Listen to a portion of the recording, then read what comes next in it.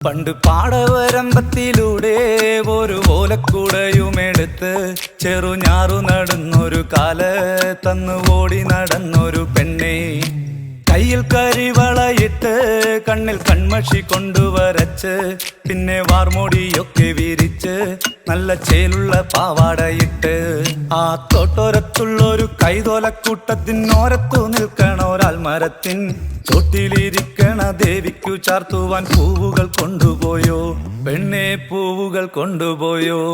പണ്ട് പാടവരമ്പത്തിലൂടെ ഒരു ഓലക്കുടയുമെടുത്ത് ചെറുഞാറു നടന്നൊരു കാല തന്നു ഓടി നടന്നൊരു പെണ്ണെ, കയ്യിൽ കരിവളയിട്ട്